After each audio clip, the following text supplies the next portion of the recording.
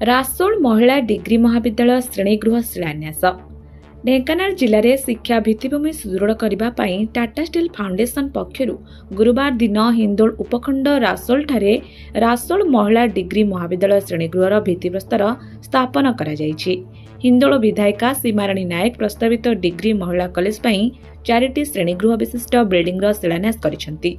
ଏହି ଅବସରରେ ହିନ୍ଦୋଳ ତହସିଲଦାର ଦିଲ୍ଲୀପ କୁମାର ସେଠୀ, ହିନ୍ଦୋଳ ଉପାଧ୍ୟକ୍ଷ ବରୁଣ ସର, ରାସୋଳ ପଞ୍ଚାୟତ ସରପଞ୍ଚ ଦିବାକର ନାୟକ, ମଣ୍ଡଳ ସଭାପତି ଲିଙ୍ଗରାଜ ସାହୁ, ସମ୍ପାଦକ ମନୋରଞ୍ଜନ ନାଥ, ଯୁଗ୍ମ ସମ୍ପାଦକ ଶତ୍ରୁଘ୍ନ ସାହୁ, କୋଷାଧ୍ୟକ୍ଷ ଆଲୋକ ଚିନାରା, ଅଧ୍ୟକ୍ଷା ପୂର୍ଣ୍ଣିମା ମହାନ୍ତି, ସଦସ୍ୟ ଅବଦୁଲ ତାହିର ଖାଁ, ସୁମିତ୍ରା ଭୋଇ, ସୁମନ୍ତ ବେହେରା, ବିମଲ ସାହୁ ଓ ଚିନ୍ମୟ ଖୁଣ୍ଟିଆଙ୍କ ସମେତ ଆଖପାଖ ଅଞ୍ଚଳର ବହୁ ଜନସାଧାରଣ ଓ ବୁଦ୍ଧିଜୀବୀ ଯୋଗ ଦେଇଥିଲେ।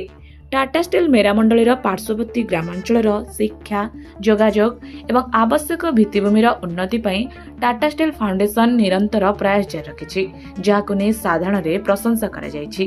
हिंदोल ब्लॉक रे एकमात्र महिला महाविद्यालय हेउथिबारु सारा अंचल रे खुशीर लहरी खेली जायछि।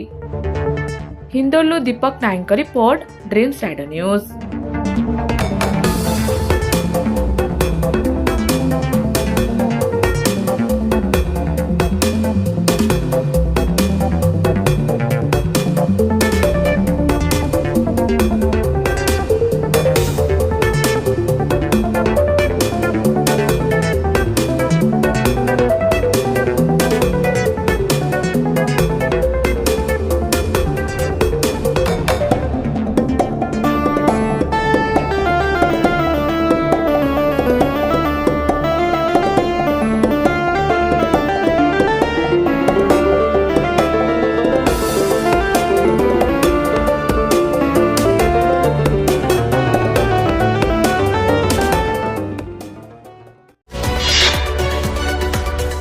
आम सह प्रतिदिन जोड़ी होई रहिबा पई आम चैनल को लाइक, शेयर, सब्सक्राइब एवं फॉलो करंतु।